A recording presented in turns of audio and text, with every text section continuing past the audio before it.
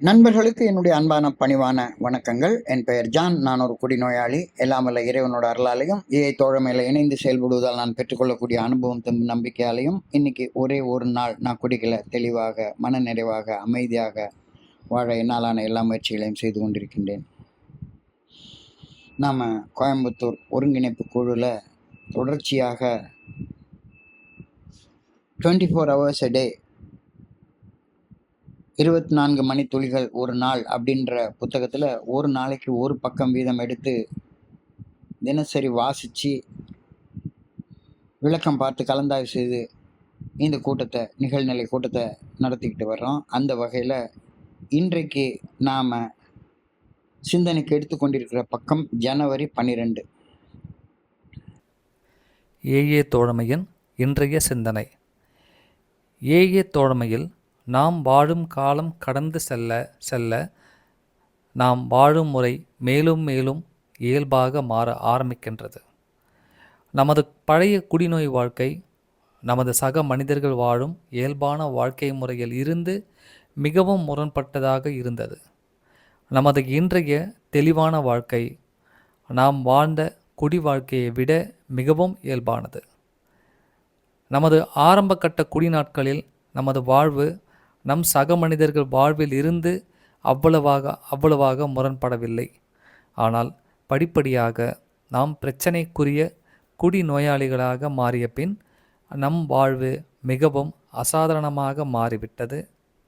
நான் எனது கடந்த கால குடி நாட்களில் செய்த காரியங்கள் இயல்பான செயல்கள் அல்ல என்பதை உணர்கின்றன. இன்றைக்கான தியானம். இறைவா, என் வாழ்வில் நிகழ்ந்த எல்லா நிகழ்வுகளுக்காகவும் உமக்கு நன்றி கூறுகின்றேன். என் தொல்லைகள் மற்றும் கவலைகளுக்காக கூட உமக்கு நன்றி கூறுகின்றேன். இறையொருட் பேராற்றலை குறித்த என் அணுகுமுறை இனி நன்றி உணர்வுடன் வாழ்வதாக மட்டுமே இருக்கும். நான் பெற்றுக்கொண்ட அன்னத்திற்காகவும் மகிழ்ச்சி அடைகின்றேன். இறைவன் எனக்கு வெளிப்படுத்தியதை பிறருக்கு எடுத்து சொல்வேன். நான் எனது புது வாழ்வில் மேலும் மேலும் முன்னேறி செல்ல செல்ல எனக்கு மேலும் மேலும் உண்மைகள் வெளிப்படுத்தப்படும் எனவும் உறுதியாக நம்புகின்றேன். இன்றைக்கான பிரார்த்தனை. நான் தகுதியற்றவனாக இருக்கையிலும் எனக்கு நீர் அளித்துள்ள நல்லவைகளுக்காக நான் உமக்கு நன்றி கூறுகின்றேன். நன்றி உணர்வு எனக்கு மேலும் பணிவை தர வேண்டுமென இறைவனை பணிவுடன் வேண்டுகின்றேன்.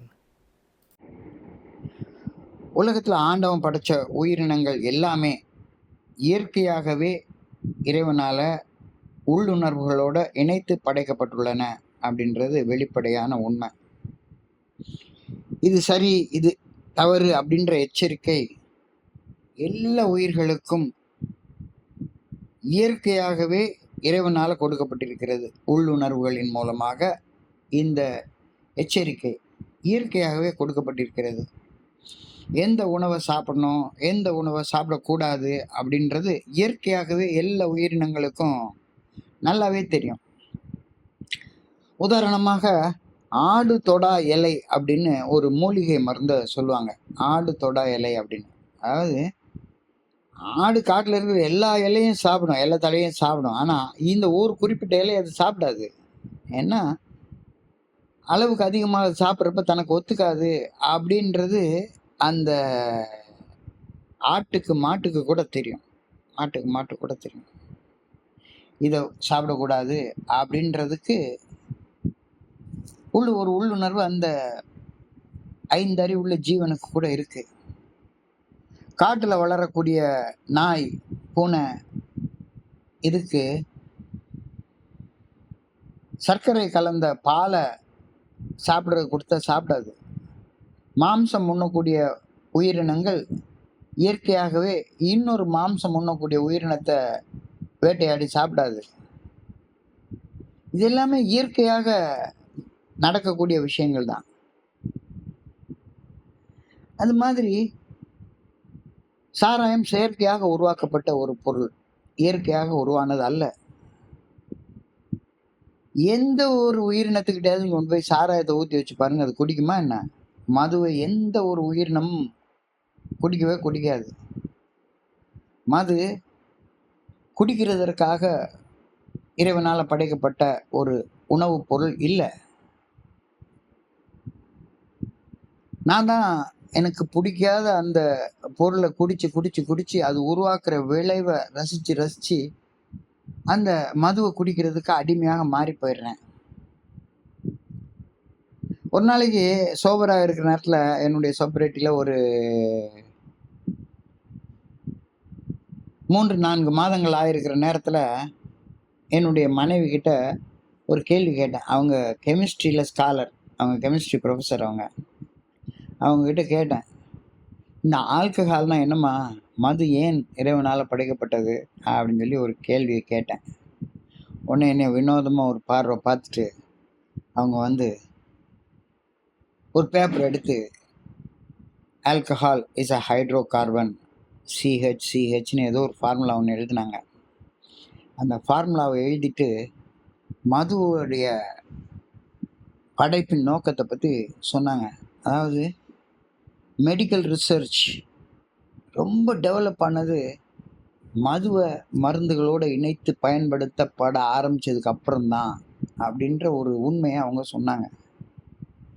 எந்த மருந்தானாலும் சரிதான், மதுவோட கரைத்து கொடுக்கப்படுறப்ப, மது அந்த மருந்த கரைச்சு கொடுக்குற ஒரு சால்வென்ட்டாக, கரைப்பானாக பயன்படுதே ஒழிஞ்சு, எந்த பொருள் கூடயும் மது ரியாக்ட் ஆகாது. மது என்ற அந்த ஹைட்ரோகார்பன் எந்த பொருள் கூடயும் ரியாக்ட் ஆகாது.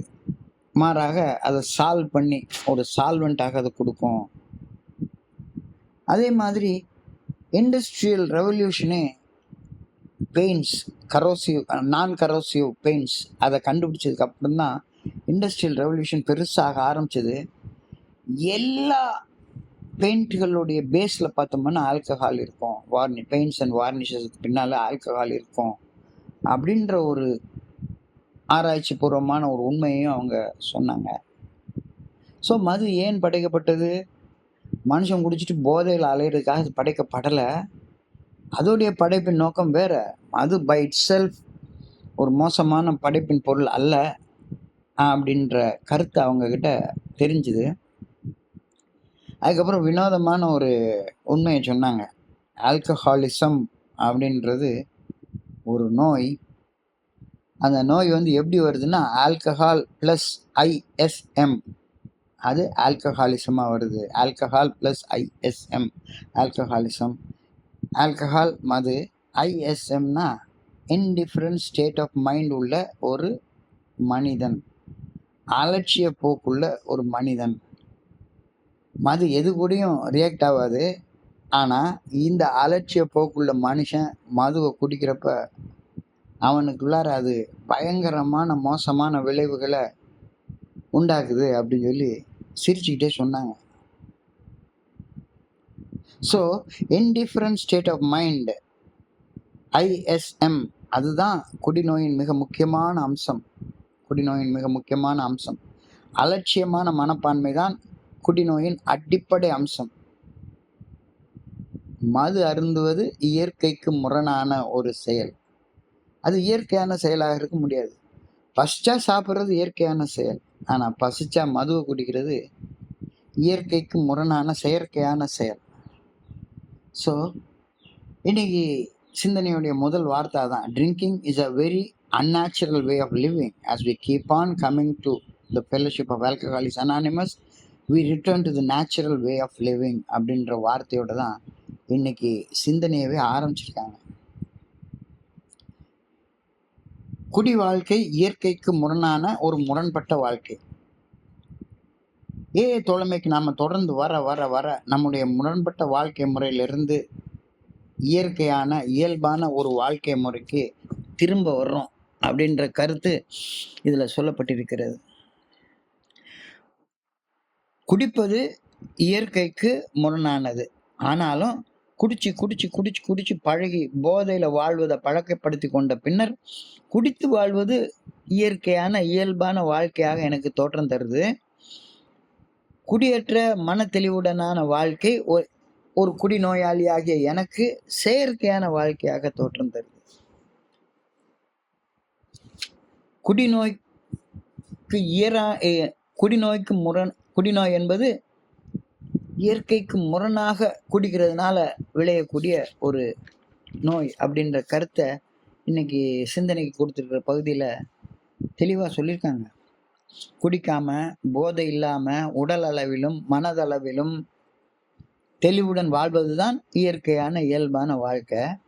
ஆனா ஒரு குடிநோயாளி ஆகிய நான் குடிச்சு குடிச்சு கூத்தடிச்சு பல காலம் வாழ்ந்து விட்டபடியால் எனக்கு மன தெளிவுடனான வாழ்க்கை இயற்கைக்கு முரணான செயற்கையான வாழ்க்கையாக மாய தோற்றம் ஒன்று எனக்குள்ளார உருவாக்கிக்கிறேன். நான் வந்து என்னுடைய இன்ஜினியரிங்கில் பிஜி தீசிஸ் ஒன்று பண்ணுறப்ப, ஹைட்ராலஜி அண்ட் வாட்டர் ரிசோர்ஸஸ் இன்ஜினியரிங்கில் தீசிஸ் பண்ணுறப்ப ஒரு பழமொழியை எடுத்துக்கொண்டு தீசிஸ் ஒன்று பண்ணேன். கோயில் இல்லாத ஊரில் குடியிருக்க வேண்டாம் அப்படின்னு ஒரு பழமொழி உண்டு. என்ன பழமொழி அதுனா, நார்மலாக வந்து நம்ம ஊரில் வந்து கோயில்கள் என்பது நீர்நிலைகளுக்கு பக்கத்தில் தான் கட்டியிருப்பாங்க. படித்துறை இல்லாத கோயில் கண்டிப்பாக இருக்காது. அப்போ காலையில் எந்த ஒரு உயிரினமும் முழிச்ச உடனேயே அது போய் தன்னுடைய உடல் வெப்பநிலையை அட்மாஸ்பரிக் டெம்பரேச்சருடைய வெப்பநிலைக்கு கொண்டு வருவதற்காக பட்டுன்னு தண்ணியில் போய் மூழ்கிட்டு ஒரு சிலிர்ப்பு செலுத்திட்டு உணவு தேட புறப்பட்டுரும். சூரியன் அஸ்தமித்த உடனேயே மறுபடியும் வந்து அதே மாதிரி தண்ணியில் ஒரு முங்கிட்டு தன்னுடைய கூட்டில் போய் படுத்து தூங்கிடும். இதுதான் உயிரினங்கள் வாழக்கூடிய ஒரு வாழ்க்கை முறை. இதே மாதிரி தான் அந்த காலத்தில், பழங்காலத்தில் வந்து சூரியன் உதிக்கிறதுக்கு முன்னாலேயே, அந்த சூரியன் உதிக்கிறதுக்கு முன்னால் உள்ள 1.5 மணி நேரத்தை பிரம்ம முகூர்த்தம்னு சொல்லுவாங்க. அந்த பிரம்ம முகூர்த்தத்தில் முழிச்சு பட்டுன்னு போய் ஒரு நீர்நிலையில் முங்கி குளிக்கிறதுன்றது உடலில் அழுக்கு போகிறதுக்காக செய்யக்கூடிய செயல் இல்லை. குளிக்கிறது என்பது குளிர்வித்தல், அதாவது பாடி டெம்பரேச்சரை அட்மாஸ்பரிக் டெம்பரேச்சருக்கு கொண்டு வர்ற ஒரு செயல். குளிர்வித்தல், உடம்பை குளிர்வித்து கொண்டு அந்த குளிர் வைக்கிற செயல் செய்கிறப்ப தலையில் தண்ணி கோர்த்து இருக்குதுன்னா நமக்கு வந்து நீர் பிடிச்சிக்கும், சளி பிடிச்சிக்கும். ஸோ இது பண்ணக்கூடாது. அப்படின்றதுனால கோயிலுக்கு போய் தலையிலையும் உடம்புலையும் சாம்பலை பூசிட்டு சூரியன் உதித்த உடனேயே வயலில் இறங்கி வேலையை ஆரம்பிச்சிருவாங்க. சூரியன் உச்சிக்கு வந்த உடனேயே வேலையை நிறுத்திட்டு சாப்பிட்டுட்டு கொஞ்ச நேரம் மரத்தடியில் படுத்து ரெஸ்ட் எடுக்க ஆரம்பிச்சிருவாங்க. ரெஸ்ட் எடுத்துட்டு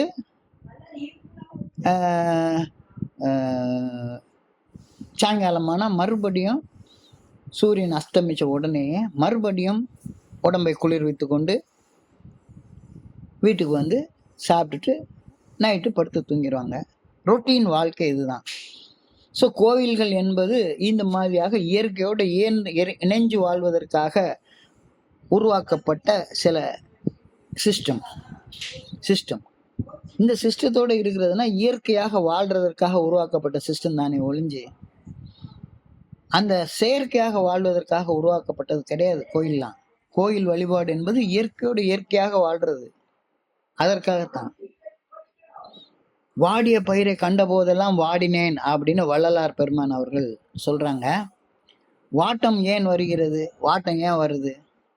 இயற்கைக்கு முரணாக எந்த உயிரும் வாழும்போது அது வாட்டம் அடையும். அப்படி வாடக்கூடிய உயிர்களை காணும் போதெல்லாம் நானும் வாடினேன் அப்படின்னு வள்ளலார் பெருமான் அவர்கள், வள்ளலார் சுவாமி அவர்கள் சொல்றாரு. தோழமையிலையும் இயற்கைக்கு முரணாக குடிச்சு வாட்டத்தோட வாழக்கூடிய குடிநோயாளிகளை காணும்போது இயற்கையாகவே ஒரு பரிவிரக்கம் உண்டாகுது. Our present sober life is the most natural way we could possibly live அப்படின்ற வார்த்தை இன்னைக்கு 2வது எழுதியிருக்கிறார். Our personal sober life is the most natural way we could possibly live.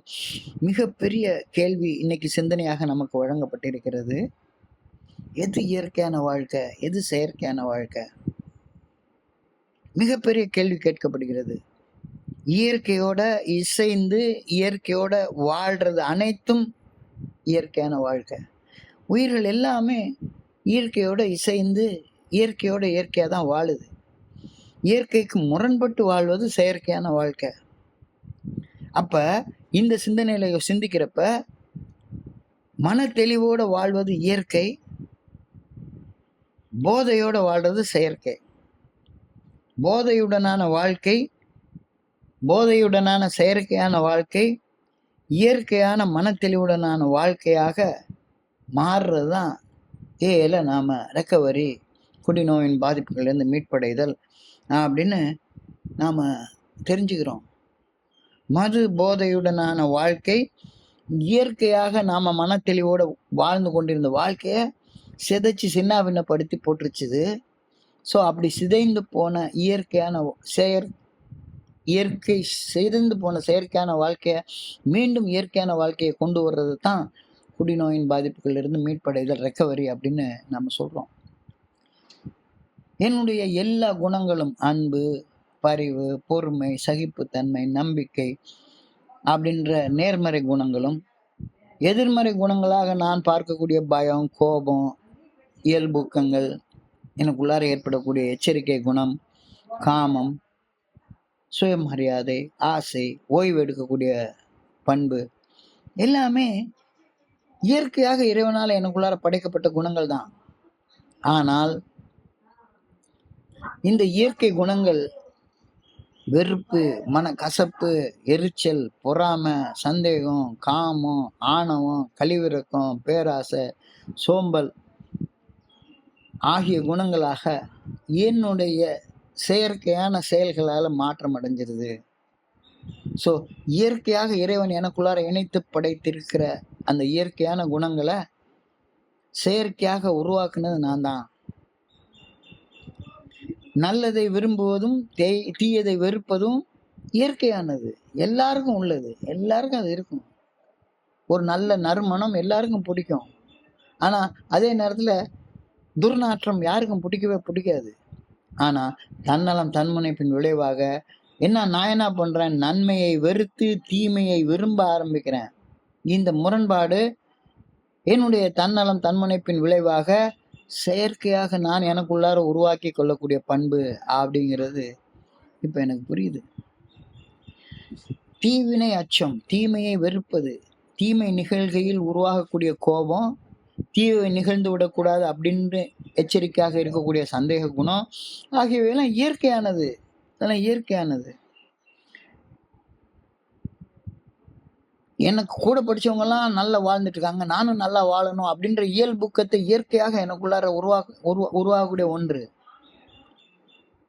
ஆனா என்னுடைய தன்னலம் தன்முனைப்பு, என்னுடைய ஈகோ பாதிக்கப்பட்டு விடுமோ அப்படின்ற போலி பயம், அந்த போலி பயத்தால் உருவாகக்கூடிய போலியான கோபம், என்னுடைய தன்னலம் தன்முனைப்பு பாதிக்கப்படுறதுக்கு இன்னாரெல்லாம் காரணமாக இருக்கிறாங்க அப்படின்ற கோபம், என்னுடைய தன்னலம் தன்முனைப்பு இன்னாரால பாதிக்கப்படுறது அப்படின்ற சந்தேகம், எனக்கு கிடைக்காதது இன்னொருத்தருக்கு கிடைக்குது அப்படின்ற பொறாம உணர்ச்சி, இது எல்லாமே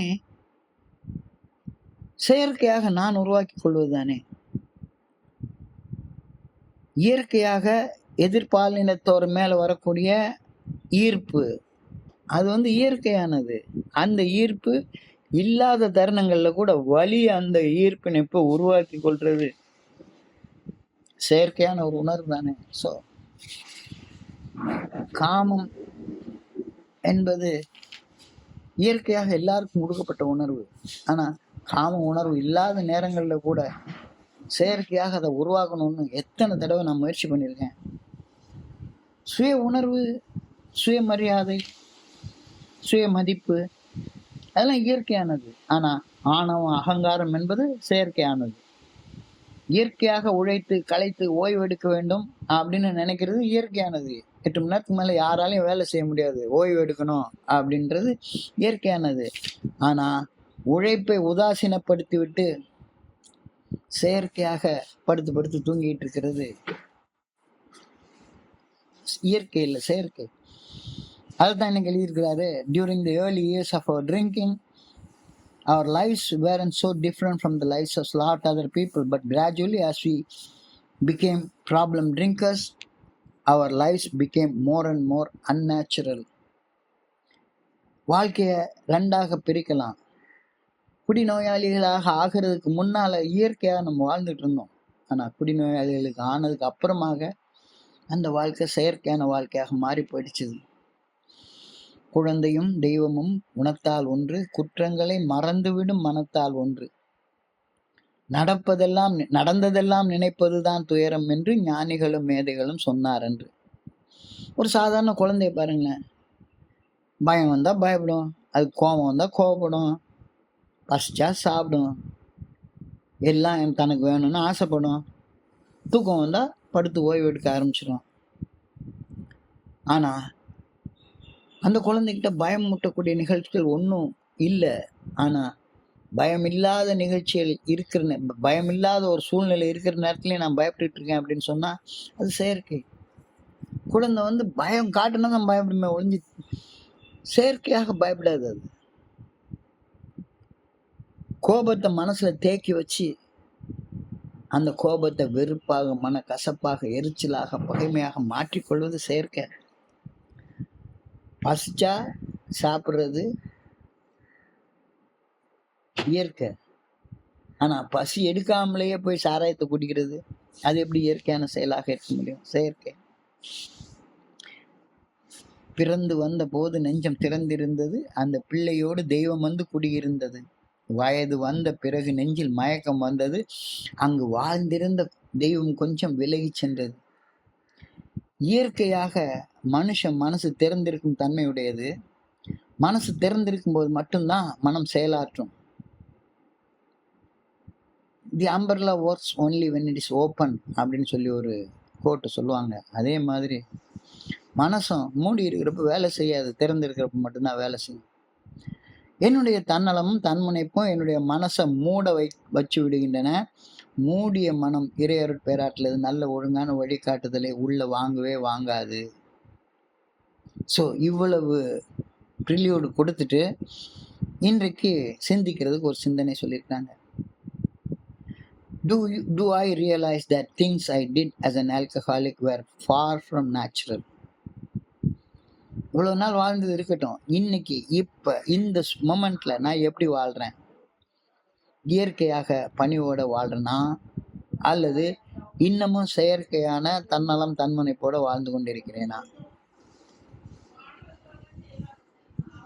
ரொம்ப ரொம்ப பிக் ஆழமான சிந்தனை. இப்ப எப்படி வாழ்ந்துட்டு இருக்கேன்? இயற்கையான பணியோடையா அல்லது செயற்கையான தன்னலம் தன்முனைப்படனா? இப்போ இன்னைக்கு தியானம் ஒன்று கொடுத்துருக்குறாங்க. ஸோ எந்த நிலைமையில நான் இப்போ இருக்கேன் அப்படின்ற சிந்தனை, எந்த நிலையை நான் அடைய முடியும் அப்படின்ற தியானம், அந்த நிலையை அடைவதற்கான என்ன செயல் செய்யணுன்றது பிரார்த்தனை. ஸோ இன்னைக்கு இப்போ நான் எப்படி வாழ்றேன்? இயற்கையான பணியுடன் வாழ்கின்றேனா அல்லது செயற்கையான ஈகோவோட வாழ்றேனா அப்படின்னு சொல்லி சிந்திச்சு பார்த்தா, நான் என்னையே சிதைத்து கொள்ள எவ்வளவு செயற்கையாக நான் செயல்பட்ட போதிலும் இன்னமும் உயிரோடு இருக்கேன். இத்தனை தொல்லைகள், இத்தனை பிரச்சனைகள், இத்தனை சிக்கல்கள், இவ்வளவு வலி, வேதனை, துன்பம், துயரம், இதுக்கு எல்லாம் இடையிலையும் கூட கடவுள் இன்னைக்கு வரைக்கும் சாக விடாம உயிரோடு வச்சிருக்கிறாரு. நான் இன்னும் சாகலை, உயிரோடு இருக்கேன். ஸோ இன்னைக்கு உயிரோடு இருக்கிறது எவ்வளோ பெரிய விஷயம். ஸோ உயிரோடு இருக்கிறது இயற்கையாக நான் இருக்கிறேன். எவ்வளோ செயற்கையாக நான் செயல்கள் செய்த போதும் இயற்கையாக உயிர்ன்ற அந்த இயற்கை என்னோட இருக்குது. So thank God for everything, even the seeming trials and worries. கவனத்தை குவிச்சு தியானிக்கும் போது என்னை சிதைத்து போட நான் எவ்வளவோ செஞ்ச போதும் கடவுளுடைய அந்த இறையாற்றல் பேராற்றல் என்னை உயிரோட தோழமையில கொண்டு வந்து இணைச்சிருக்கிறது.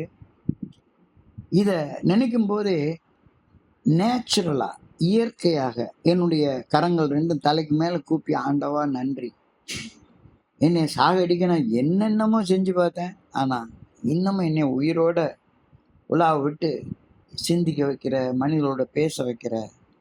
அப்போ நன்றி, உமக்கு நன்றி, நன்றி. அப்போ என்னுடைய நன்றியை நான் எப்படி காட்டுறது? என்னுடைய நன்றியை நான் எப்படி காட்டுறது? நன்றிக்கு வித்தாகும் நல்ல ஒழுக்கம், தீய ஒழுக்கம் என்றும் இடும்பை தரும். ஸோ நன்றியை வெறும் வார்த்தையால் காட்டாத, உன்னுடைய வாழ்க்கையில் உள்ள நல்ல செயல்களால் வாழ்ந்து காட்டு. நல்ல ஒழுக்கமான செயல்களால் வாழ்ந்து காட்டு. நேச்சுரலாக சொல்கிறல, என்னென்னமோ நான் செயற்கையாக செஞ்சு பார்த்ததுக்கு அப்புறமாவும் கூட கடவுள் என்னை இன்னைக்கு வரைக்கும் உயிரோடு வச்சிருக்கிறார் அப்படின்னா, அந்த கடவுளுக்கு நான் நன்றி சொல்கிறேன். இயற்கையாகவே நன்றி சொல்கிறேன். என்ன அறியாமல் என்னுடைய கரங்கள் தலைக்கு மேலே கூப்புது. இந்த நன்றி எப்படி வெளிக்காட்டுறது? நல்ல செயல்களால் வெளிக்காட்டு. நன்றிக்கு வித்தாகும் நல்ல ஒழுக்கம், தீய ஒழுக்கம் என்றும் இடும்பை தரும். நன்றி மறப்பது நன்று அன்று, நன்று அல்லது அன்றே மறப்பது நன்று. நன்றி என்பதற்கு ஒரு அழகான விளக்கம்.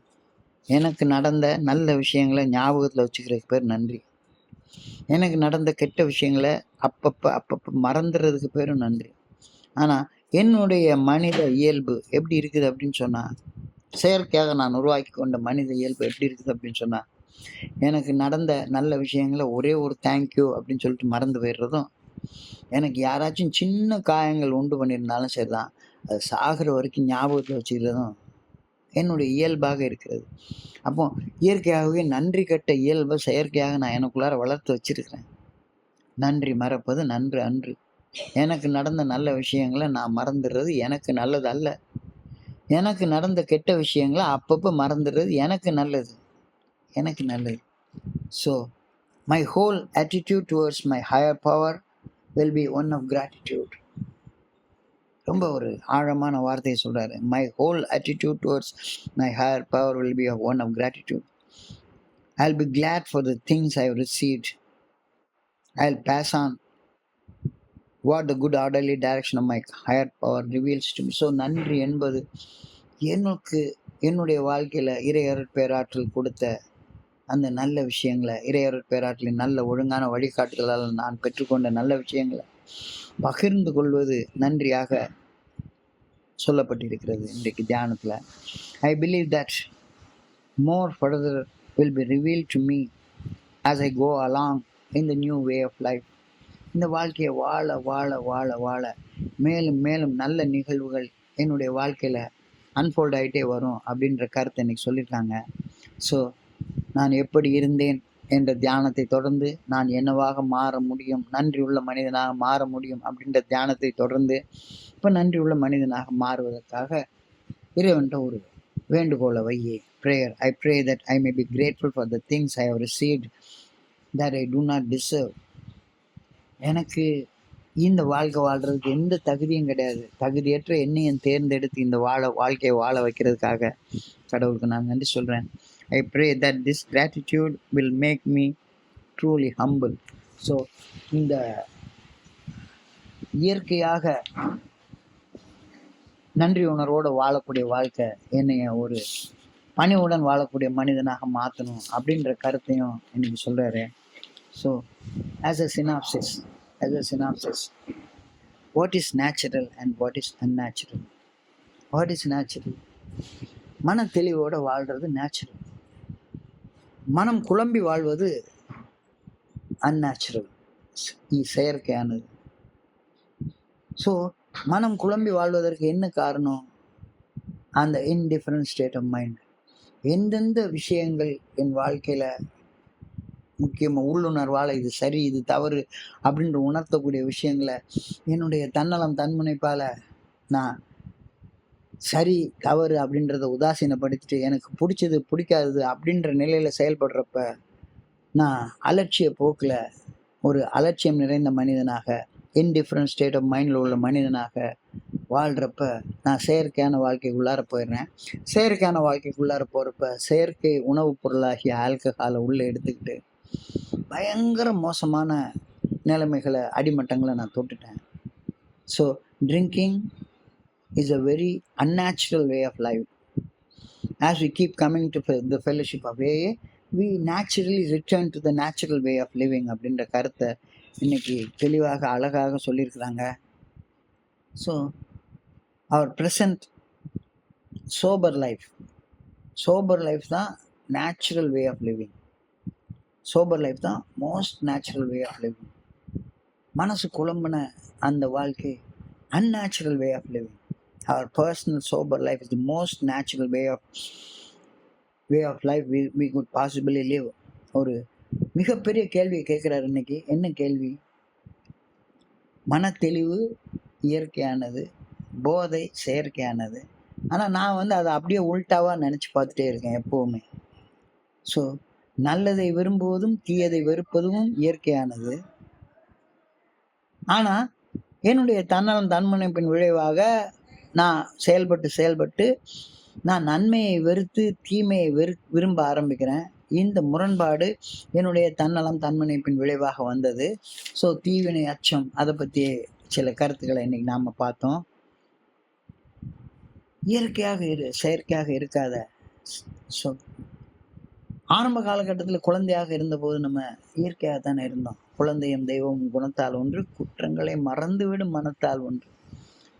நடந்ததெல்லாம் நினைப்பதுதான் துயரம் என்று ஞானிகளும் மேதைகளும் சொன்னார் என்று. குழந்தைய போல இரு. பயம் வந்தா பயப்படு, கோபம் வந்தா கோவப்படு, பசிச்சா சாப்பிடு, பசிக்கலைன்னா சாப்பிடாத, தூக்கம் வந்தா தூங்கு, தூக்கம் வரலன்னா ஏதாவது ஒரு வேலையை செய்யு. பயப்பட ஒன்றும் இல்லை, ஆனாலும் பயந்துட்டுருங்க அப்படின்னா அது it is not natural, it is artificial. கோவப்பட இப்போ ஒன்றுமே இல்லை, ஆனால் என்றைக்கோ நடந்த விஷயங்களை மனசில் தேக்கி வச்சு கோவப்படுறது it is not natural, it is artificial. பசிக்கவே இல்லை, போய் ஒரு குவார்டர் பாட்டில் குடிச்சிட்டு வரோம்னு நினைக்கிறது it is not natural, it is artificial. உழைச்சி களைச்சி ஓய்வு எடுக்கிறது இயற்கையானது, ஆனால் உழைக்காமல் இருக்கிற நேரத்துலையும் போய் படுத்து தூங்குறது செயற்கையானது. பிறந்து வந்த போது நெஞ்சம் திறந்திருந்தது, அந்த பிள்ளையோடு தெய்வம் வந்து குடியிருந்தது. வயது வந்த பிறகு நெஞ்சில் மயக்கம் வந்தது, அங்கு வாழ்ந்திருந்த தெய்வம் கொஞ்சம் விலகி சென்றது.